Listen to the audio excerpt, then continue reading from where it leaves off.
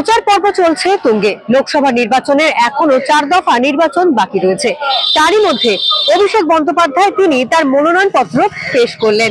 আলিপুর জেলা শাসকের দপ্তরে মনোনয়ন জমা দিতে আসার সময় বর্ণাঢ্য শোভাযাত্রা করলেন। পায়ে হেঁটে কালীঘাটে মুখ্যমন্ত্রী মমতা বন্দ্যোপাধ্যায় বাড়ি থেকে তিনি শোভাযাত্রা শুরু করেন এবং আলিপুর ডিএম অফিসে তিনি পৌঁছান পুরোটাই পায়ে হেঁটে। যতটা রাস্তা তিনি পায়ে হাঁটছিলেন সমর্থকদের ভিড় তত লক্ষ্য করা যাচ্ছিল। একদিকে ব্যান্ড তাশা বাজছিল, অন্যদিকে মানুষের মধ্যে উচ্ছ্বাস অভিষেক বন্দ্যোপাধ্যায়কে দেখে সেটাও কিন্তু লক্ষ্য করা যাচ্ছিল।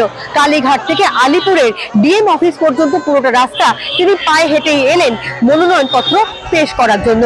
দল আমাকে আবার সুযোগ করে দিয়েছে ডায়মন্ড হারবার থেকে লড়ার, প্রতিদ্বন্দ্বিতা করার। আমি রীতিনীতি অনুযায়ী, যেহেতু আমার ভোট 7ম দফা এবং শেষ দফা 1 তারিখে, নমিনেশন পর্ব এবং নোটিফিকেশন 7 তারিখ থেকে শুরু হয়েছে।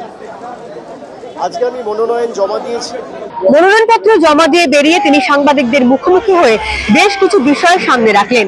একদিকে সন্দেশখালীর ঘটনা আর অন্যদিকে রাজ্যপালের শ্লীলতাহানির প্রসঙ্গ, সেই সমস্ত কিছু আবারও তুলে ধরলেন সংবাদ মাধ্যমের কাছে। একের পর এক মহিলারা তারা এখন জনসমক্ষে এসে প্রকাশ্যে বলছে যে আমাদের জোর করে ভুল বুঝিয়ে সাদা কাগজে সই করাতে বাধ্য করেছিল বিজেপির নেতারা। আমরা তো এটাই বলেছিলাম যে সন্দেশখালী পরিকল্পিত। যদি কারোর বিরুদ্ধে কোনো অভিযোগ ওঠে, আইনের পথে চলবে, কিন্তু তদন্ততে সঠিক পথে পরিচালিত হয়নি, এটা তো পরিষ্কার যে রাজনৈতিক স্বার্থে তদন্ত একটা রাজনৈতিক দলের অঙ্গুলি হেলনে মার্ক করে করে তদন্ত হয়েছে। একটা মহিলার উপর শ্লীলতাহানি করে সে কাঁদতে কাঁদতে গেট থেকে বেরিয়ে পুলিশের আউটপোস্টে যাচ্ছে কমপ্লেন করতে, সেটা আপনি জনসমক্ষে দেখাচ্ছেন। আপনি করিডোরের ভিডিও দেখান না। আপনার চেম্বার থেকে যখন বেরিয়েছে অভিযোগকারী, আপনি ভিডিও দেখান। আপনার যদি ক্ষমতা থাকে আপনি রিলিজ করুন। আপনি সংবাদ মাধ্যমের বাছা প্রতিনিধিদের রাজভবনে ডেকে দেখান, তৃণমূলকে দেখাতে হবে। আপনি অপমান করছেন। আইনে আপনার বিরুদ্ধে কিছু করা যায় না বলে আপনি যা ইচ্ছা তাই করবেন। আপনি আইনের ঊর্ধ্বে।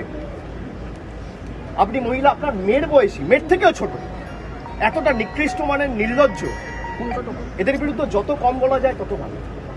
ডায়মন্ড হারবারে সব থেকে বেশি উন্নয়ন হয়েছে এ রাজ্যের মধ্যে, আর তাই ডায়মন্ড হারবার থেকে তিনি আবারও জয়ী হবেন সেই ব্যাপারে আত্মবিশ্বাসী অভিষেক বন্দ্যোপাধ্যায়।